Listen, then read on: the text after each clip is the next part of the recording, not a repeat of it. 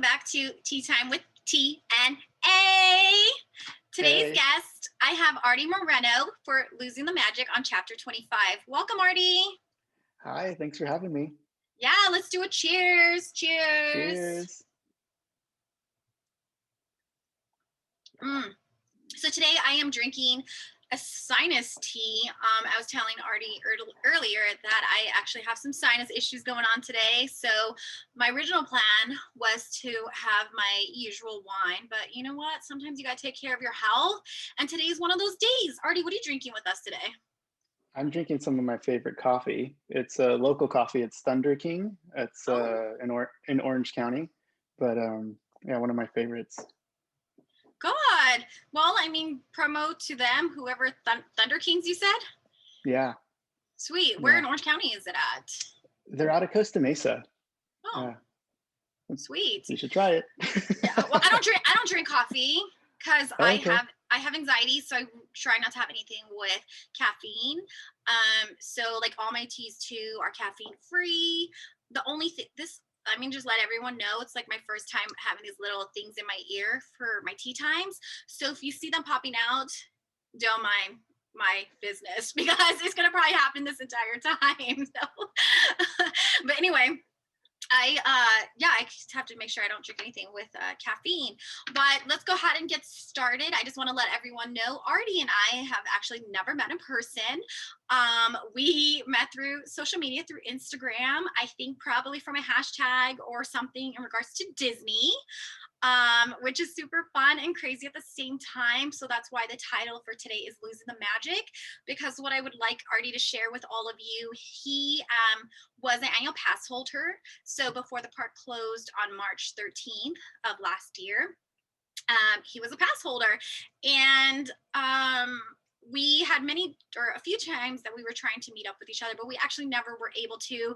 We were talking about it not too long ago where there was one day I actually saw him. I was playing in the park as a guest and I was like, wait, that looks like that guy from Instagram. And I really wanted to say hi to him, but I didn't want to look stupid. So I never did. And now, you know, a year later, I'm like, damn it, I should have just done it. But Artie's going to share with everyone his story of losing the magic. In regards to being an annual pass holder, to going, you know, Disneyland closing, to the pandemic, to where he is now. But before we get started, I'm going to take another sip. Artie, if you want to go ahead and share your story with us. Yeah, of course. Yeah, so I mean, first a little bit about myself. I was born and raised in Orange County, and always growing up near the park, I've had the luxury and privilege of always being a pass holder pretty much my whole life. And started out with me and my mom. Like those are my first memories of being at the park, is just going with me and my mom. And my dad didn't have a pass. It was just me and her. So those are really special moments for me in the very beginning of just being able to go on a weekday or a weekend whenever we wanted. And we would just go for a little while, or sometimes we'd spend the whole day. But it was really being able to experience being a pass holder from an early age. And then obviously there was some years that we didn't have it, or you skip a couple, or even in my teens, like I didn't buy one personally because they were kind of expensive. Yeah. But then once in my 20s, we got back on the pass train, and then experiencing it with my now wife. That was where we went to go do our date nights and do all those Aww. things. And then now, before the pandemic, being a pass holder and being able to share it with my children. But yeah, just being able to experience it with in every aspect. First being me being a kid going to the park, then me being my early 20s, then me being in my 30s and taking my own children, being able to really experience Disney, like all the different layers. It's been really great. How old were you when you first went into the park? I mean, my first time I went to the park, I mean, I probably went when I was like 3 or something, but like I Okay. don't remember those times. But I really started remembering going when I was probably, I would say probably about 7. Like those are like the memories, that those are the years I remember, like after that. And just um yeah, just going there, like my mom would take us to just go, even if we just wanted to go for like some lunch, or something like that. We would Mhm. just pack a little picnic basket and head off to the park. So those are my first memories. Was it something, I don't know if you mentioned this, I'm sorry, but about you having children, was it something that you always told yourself that you wanted to kind of bring on that tradition to your children? Especially since you and your wife used to have date nights there all the time. Was it something you were like, you know what, this is how I grew up. I want to take this tradition onto my children as well? 100%. Yeah, like my wife and I, because we started dating when I'm 37 years old now. We started dating when I was 25, and so we would go to the park quite often when we are younger. Kind of didn't really care about our responsibilities as much, and just go and have a good time. And then once we started wanting to build a life together and save our money, and maybe we didn't buy a pass that year, then we always told ourselves that we always wanted to have passes if we had a family. And rewind back to 2019 of September, that's when we were able to do that. So we got our passes in September, and it was the best decision that we made. I mean, we really went for it. Like I would go quite often by myself. My wife and I would get our date nights again, and Mhm. then just being able to take my son, and he's 6 now, so being able to really experience the park with him, and he has favorite rides and favorite things to do. So it's like it's not my daughter. She's 2, so she just goes there and just gets it's almost like a just a shock of the system, just of all In the awe, yeah, yeah, you yeah. just see your little eyes light up. But being able to experience that with them, and just remember how like much it meant to me when I was that age, like it's awesome. I actually went to the park for the first time when I was 3 as well. The only memories I have of it is based off of photos, and then my dad used to record everything we did with this big old camcorder. Yeah, Like yeah, he for sure. recorded, Yeah, I love that too. he recorded everything we used to do. I mean, from Christmases, from every holidays, like Disneyland, and so I have a lot of memories based off of that. I don't know if you ever went to see this when you were younger, but one of my favorite shows or memories of Disneyland in general was the Dick Tracy stage show that they had. You I never don't saw remember that? that. Yeah, I don't remember that. I might have been like 4 or 5, and Okay. you're 2 years older than I am. So yeah, it was one of my Wh- favorite memories. It was on which is kind of funny, the because I had to have seen it because yeah. Dick Tracy was like one of my favorite. I had the watch, I had the hat and the trench coat. Like I had that whole get up when I was little. Yes. So I had to have seen it, but I don't remember that. Yeah, my brother's always been was a big fan of Dick Tracy as well. So he had the whole get up too. He had the hat, the jacket, the whole 9 yards. Like he was ready to go with the watch. And I remember watching that. It was what's it, Fantasyland Theater, which is where Magical Map was. Is that what it was called? Oh, okay. You would Yeah. think I should know that, but I don't. Just You to tell kind of put, me. I know, right? Just to put this out there for those of you who may not know who I am, I was a Disneyland cast member for 12 years. I was one the unfortunate 28,000 cast members who was laid off back in October. I too had an annual pass. I had an annual pass. Most of high school, I'm kind of just like you, Artie. Me and my mom would just take trips, but I lived in Fresno, so it wasn't as easy. My mom would literally drive me 4.5 hours away just to play in the park, or sometimes we couldn't even go into the park. So she would take me out to downtown Disney. For my birthday, she would literally drive from Fresno to here just to take me to Rainforest Cafe. So when Rainforest Cafe closed down, I was devastated because I have so many high school memories of Rainforest. My one and only drink that I had when I turned 21 was at Rainforest Cafe. And so, yeah, so that's kind of a quick little backstory for those of you that do not know me. But yeah, so I have one more question well, not one more, I have a few questions, but one more question Yeah. to throw out there. What is your favorite memory per se in all your time going to Disneyland? So it doesn't have to be when you're younger or older, just one amazing memory. I mean, the biggest memory that I have just of recent years is just going to experience the opening of Rise of the Resistance. Like that was one of the best Disney nights of that I've ever had. Oh, Um, going to the park, and especially that day, because we had all gone to Galaxy's Edge and we'd all gone to Batu before, and that most of the people there that day had been there, but it never really felt alive because Huh. the only attraction that was open was Smuggler's Run, and everything else there wasn't too much to do. So whenever you went over there, it was like kind of just walk around and look at the sights. But if you weren't going on Smuggler's Run or you did go on Smuggler's Run, you were kind of Been over it. there, done that. Yeah.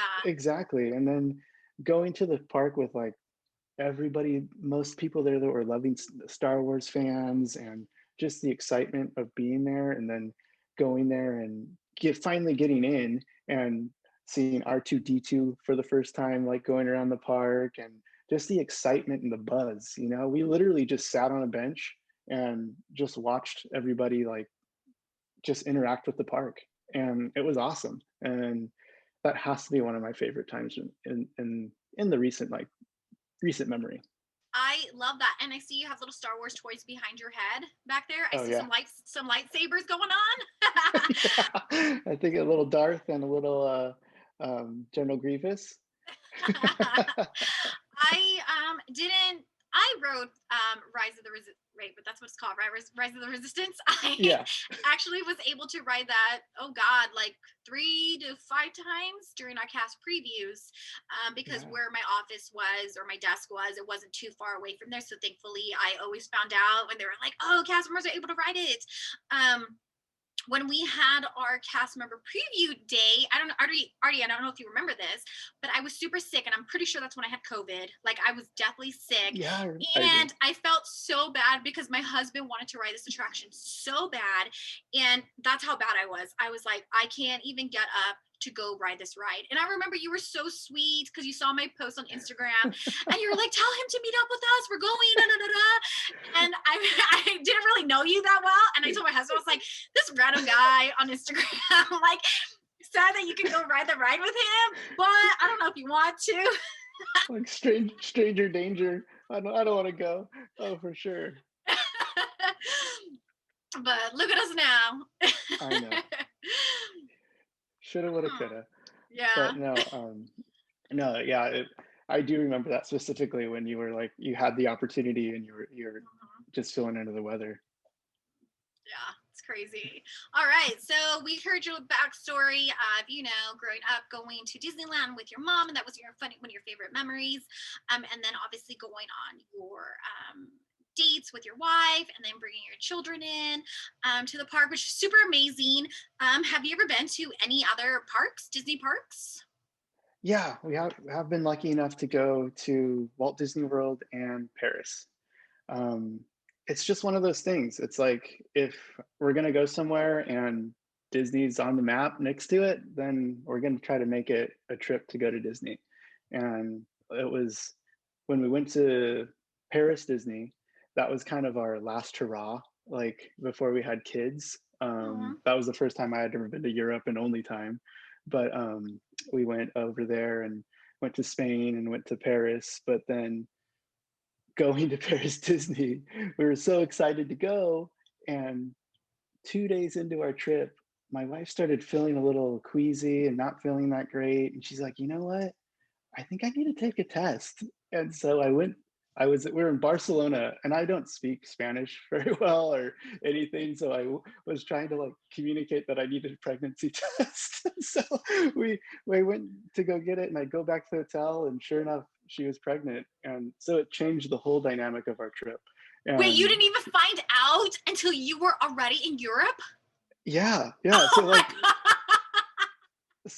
had this whole plan that we're gonna just have this amazing like time over there. We're gonna just go nuts, and then it was like, okay, well, you're not gonna drink anymore. You're not gonna go. When we went to Disneyland, she couldn't go on any of the rides. Like she was kind of like my mom. Like I'd go sing, I would go single rider it, and then she would be waiting for me when I got off.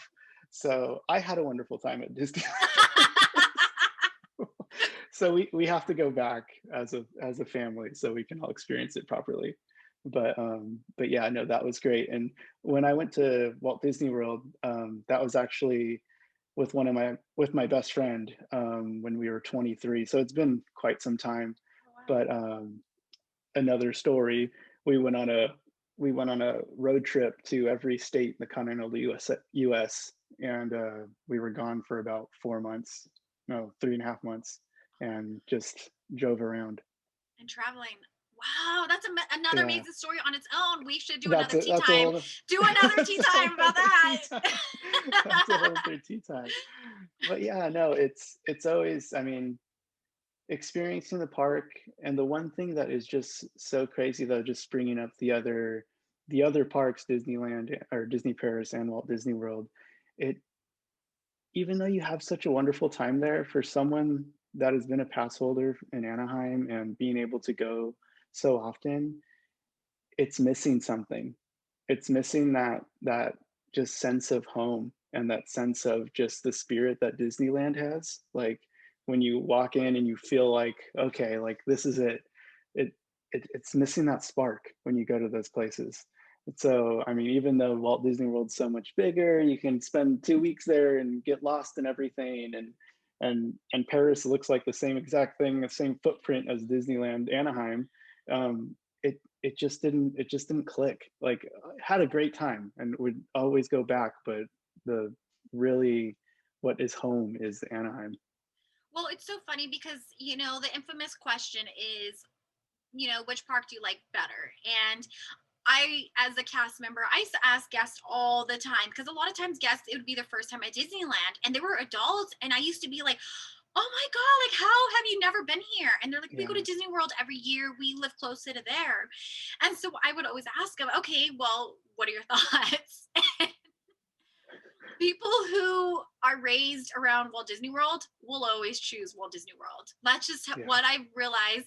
And all of us over here in California, anyone closer to California who grew up at Disneyland, it's a difference. One thing I don't think I've ever really heard about anyone who travels to Walt Disney World is there's no nostalgia. One of the Mhm. biggest things that people say about Disneyland here in California is that it's the nostalgia that brings them back, right? It's the nostalgic Oh yeah. feeling of childhood, of a family, of, whatever emotional connection you have to it. That's why people keep coming back. Oh yeah. Usually, what I used to hear about Walt Disney World, oh, it's bigger. Oh, there's more rides. Oh, the castle's bigger, which the castle is ginormous for those of you who have never been. Yeah. It was so surreal. Like, I remember walking because my husband and I actually went on our honeymoon to Walt Disney World. And I remember walking through Main Street and being like, okay, it kind of looks like Disneyland, but it Yeah. feels different. And it's like ginormous because the street is so much wider. The castle is ginormous compared to our little itty bitty castle, Right. you Yeah. know? But I mean, don't get me wrong, we had a blast. We had so much fun. But at the end of the day, I would still always choose Disneyland because of that nostalgia piece, because that emotional connection I have to it. Oh yeah. Because it's like, I mean, it's like loving Disneyland and loving Disney. There's, I feel those are in two different brackets. Like you can be a Disney lover and you can be a Disneyland lover. And when you have someone that buys the merch and has their whole house is covered in Disney knickknacks and all that stuff, like that's a whole nother level. And there's some people that do both, but it's like I just love what Disneyland does to me and going into the park and just how it makes me feel. And I think it comes with the story with Walt, and it's like you know how he built this from the ground up and Yeah. his vision and just all the like blood, sweat, and tears and imagination and all that just that went into it. And knowing that and just being a part of it is just so special.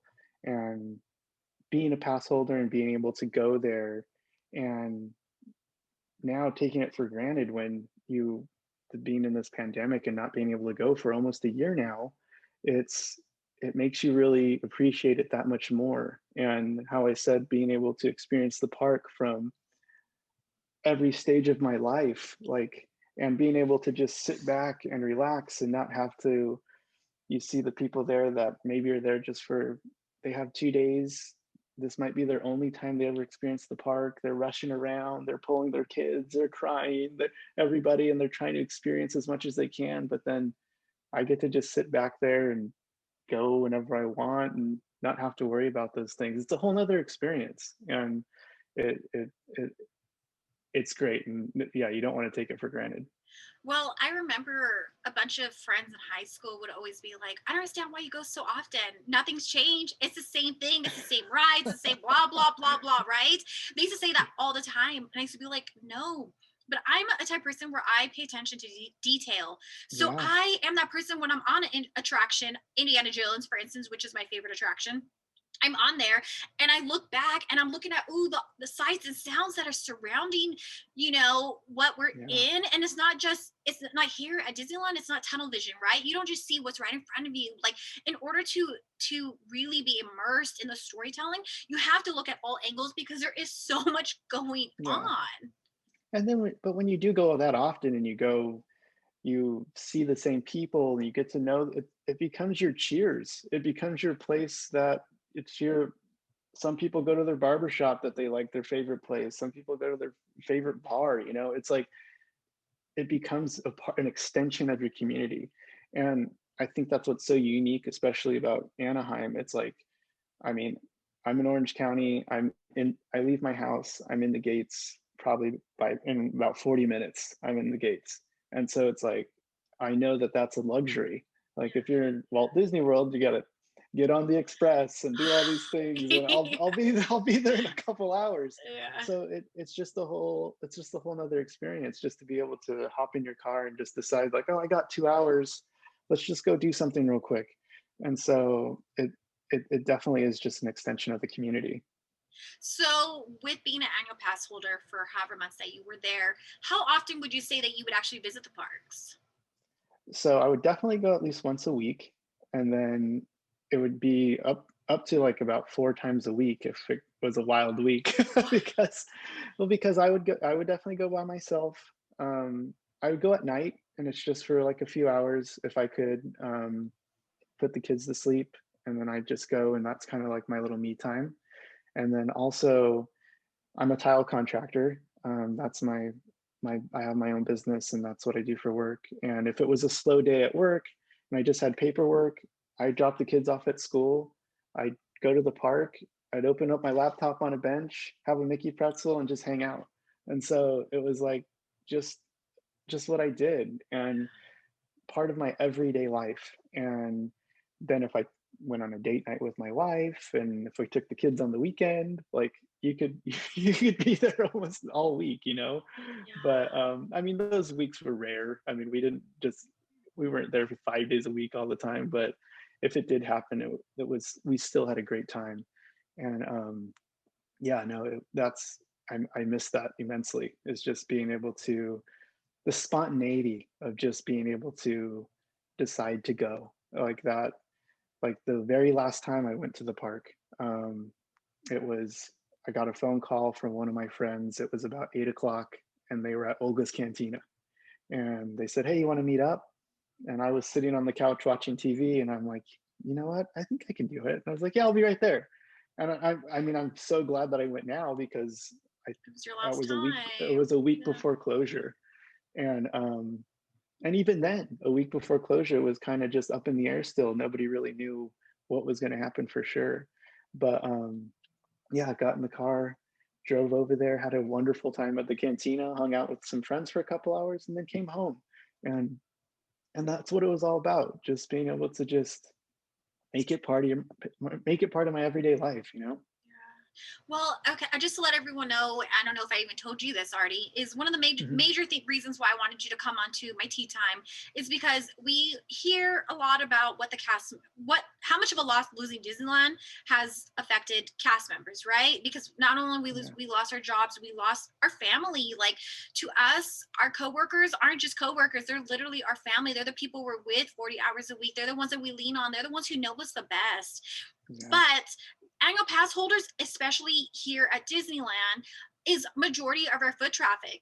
Annual pass holders are the ones who buy the merch, or the ones who buy the alcohol, or the ones who try the new food beverage offerings, are the ones who are there for when the parade's open. yeah, Annual pass holders was such a big part of our, like you said, a community to us that I want everyone to kind of hear, yeah, you're only one annual pass holder, but annual pass holders are feeling the heartache and the pain and the suffering just as Yeah. us cast members are. So now that, Disneyland closed, you went to your last time, what have you been doing for that? Because you went so often and this was such a big part of not only your life but your children's life. So what have you been able to do within this last year to uphold your insanity?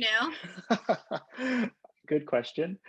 You think that you're doing it right, and you hope that you are. And like sometimes you just feel like you're going bonkers no matter what you're doing. But I mean, with me personally, I went to the park every day. That was my escape, and or not every day, but almost every day. And it was just such a big part of everything that I immediately it was an immediate feeling. Like even when it said like, oh, it's gonna be 2 weeks, in that when that 2 weeks came and gone, like it was like, whoa, like this is something's missing. Something is definitely missing. And growing up my whole life, I've always drawn and I never really pursued it or any, I've always been creative, but I never sold any of my things or anything like that. But once I started, sorry, once the pandemic hit and I realized I needed something to do, I always wanted to get into digital art. And so I said, you know what? I'm going to buy an iPad and I'm going to finally do this because I'm sitting at home and I have to do something. And got the iPad, started drawing Disney related things because I love it. And that's what I've been doing. I've been drawing. I now every night instead of going to the park or thinking about Disneyland, I go in the kitchen or my desk and I just draw, and it's been great. And finally, the beginning of this year, I opened up an Etsy shop and just started selling some of my art. And so it's been a wonderful experience, and it's still being able to share my love for Disneyland and just be able to express myself and be able to give people that are still missing the park and have that little magic missing, they can hopefully get a little bit and smile from some of the artwork that I do. That's awesome. And what's your Etsy shop? Well, it's the same as my Instagram account. It's Ink in the Stone. So Sword in the Stone is one of my favorite Disney classics, and so I thought I'd pay homage and do Ink in the Stone. So it's the same handle, same under in my Etsy shop or Instagram. Okay, cool. And have you had any sales? Any luck? I have. It's taken off a little bit better than I expected, and I made some stickers and I have some original prints on there, and some people have reached out to do some commission work, which has been fun. And yeah, I mean, if you asked me this a year ago, I would have never ever told you that I would be doing this.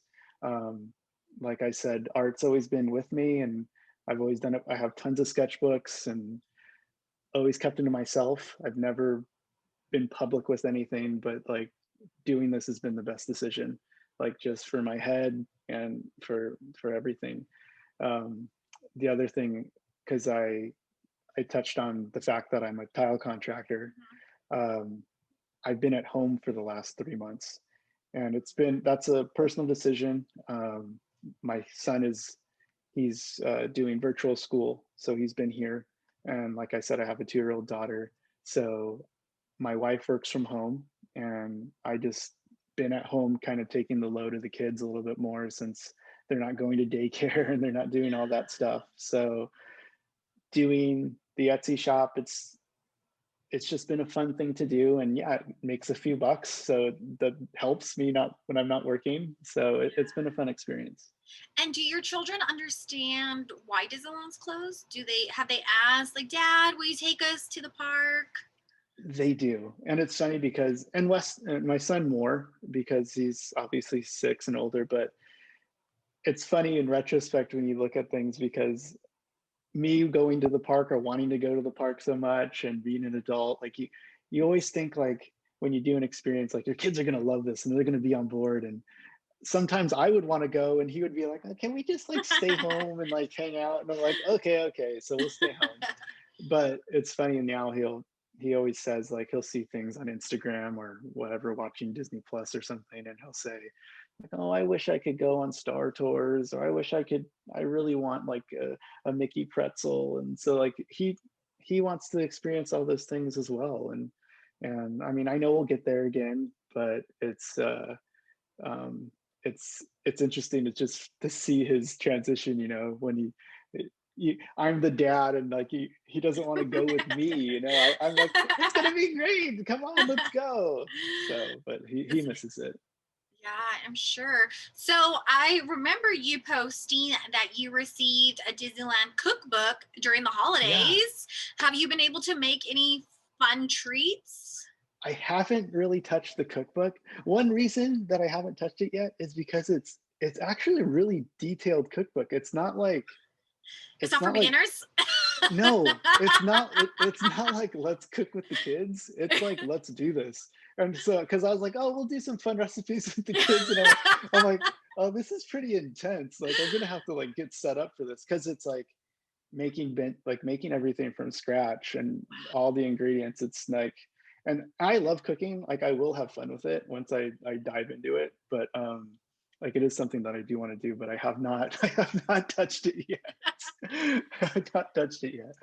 So do you have a way of adding a little Disney magic to your guys' lifestyle? For instance, once again, to sweet treats, I know they sell like the Mickey Mouse chocolate and vanilla ice cream head things that you could buy in the Yeah. park. Like, is there anything that you do to kind of, keep that little magic, the pixie dust there?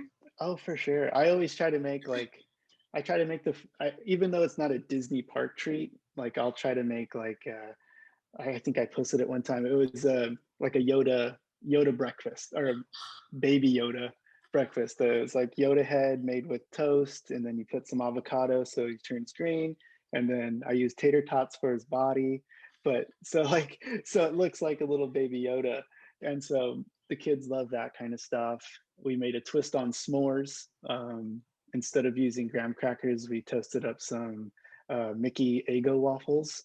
So it looks like and added some cinnamon up to that, so you get the same effect as a s'more. So I mean, just doing little things like that. And obviously I'm always drawing Disney characters, and when they draw with me, they do the same. And so just trying to, and when we're not doing stuff, they're on watching Disney Plus all the time. So it's like they're Is definitely getting their fill is of there magic. is there a go-to Disney Plus or Disney movie that they like to go to?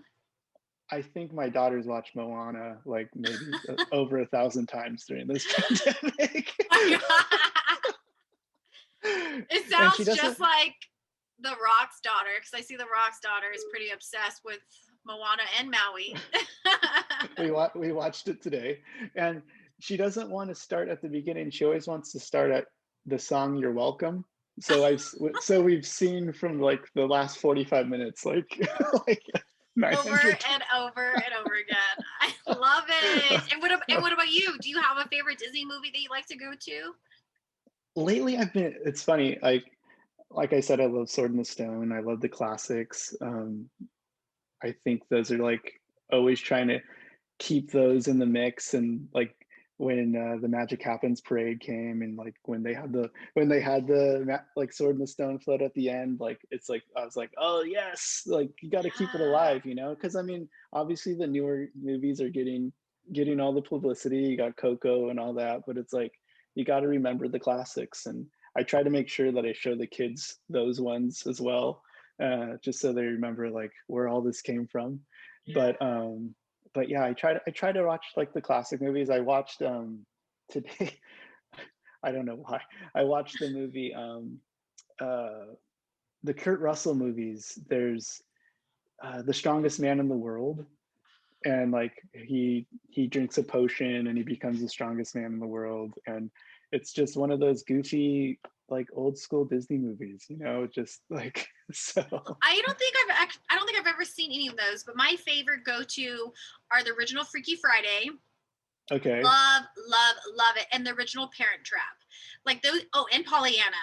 I think those Yeah. three are like my favorite old movies, and people make fun of them all the time because they're like, oh my God. I'm like, No, I grew up watching that stuff. Like I loved, Zorro. I remember my sister and I Yeah, used to watch Zorro on Disney Channel. Do you remember yeah, Vault? Do you remember Vault Disney? yeah. I think that's where Zorro came from.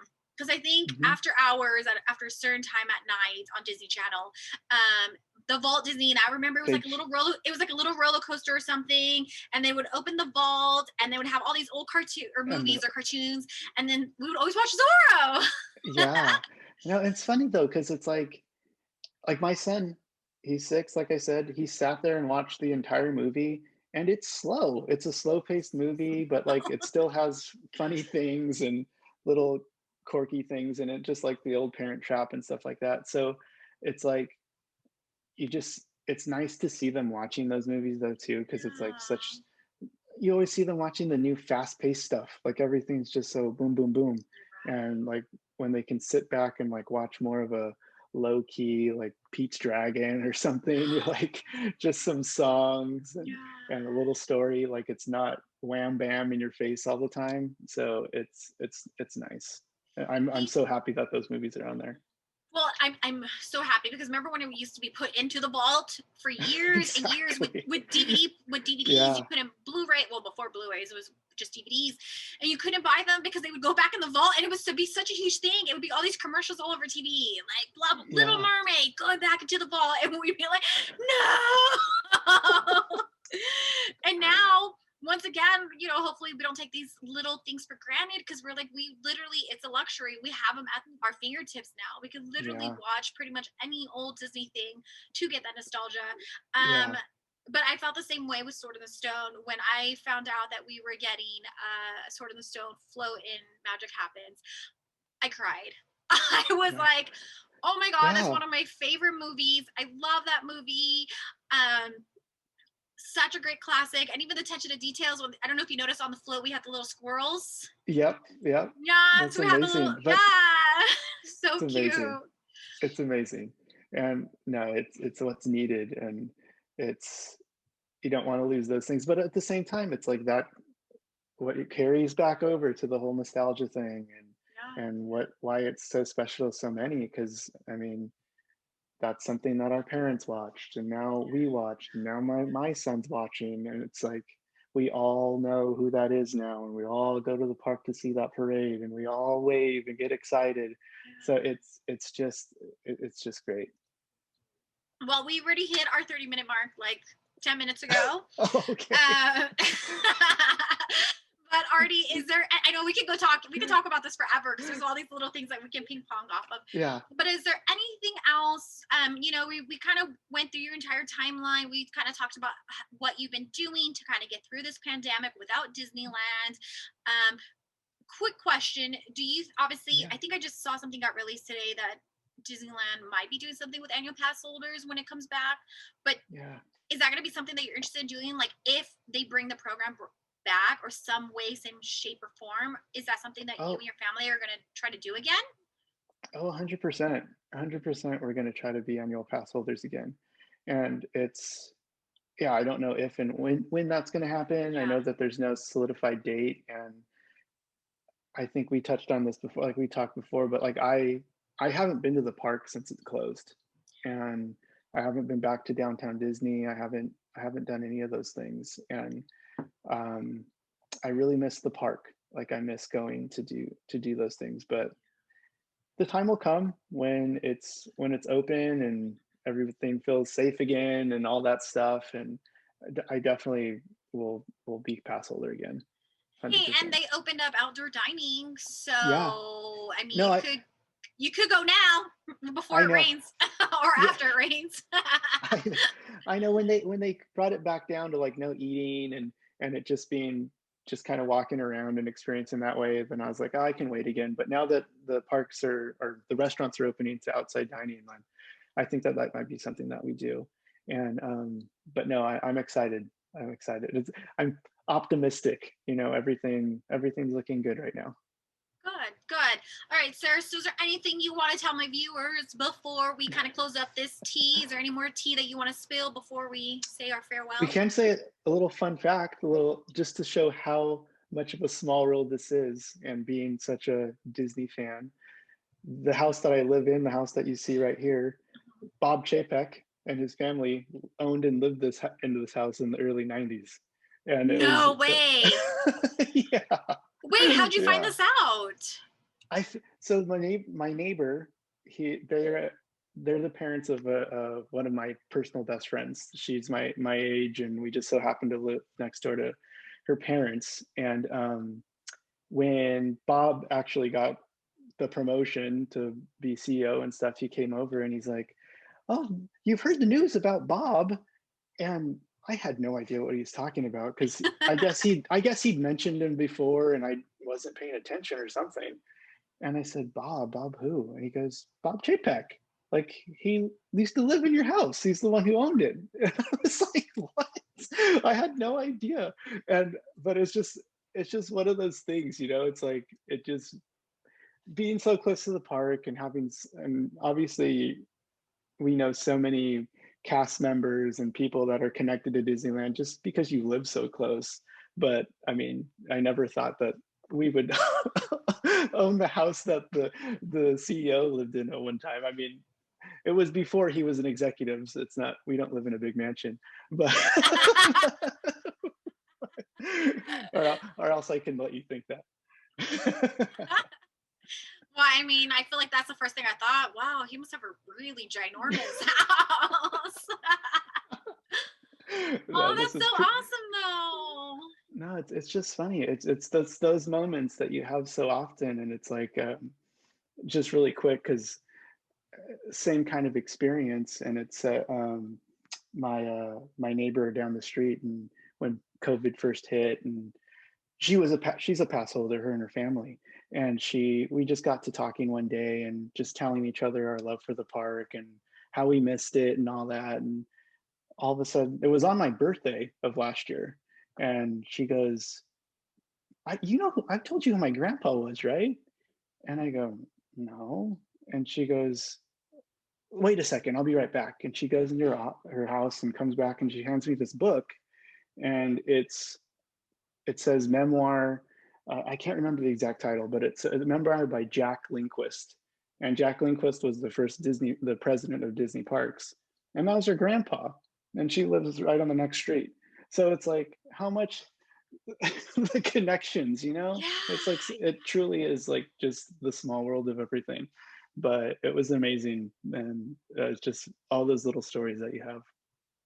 Well, and it's even more amazing because you are such a huge Disney fan. And like you said, Yeah, not just Disney fan, you're a Disneyland fan. You're a yeah, Disneylander, yeah. like, and so it having this history now, it means so much more to you than the next person who might not care as much.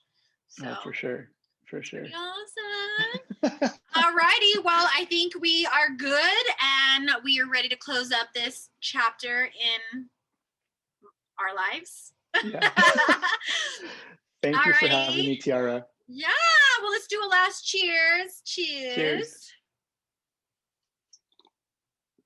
My nice warm tea has now become cold No, tea. my cold coffee.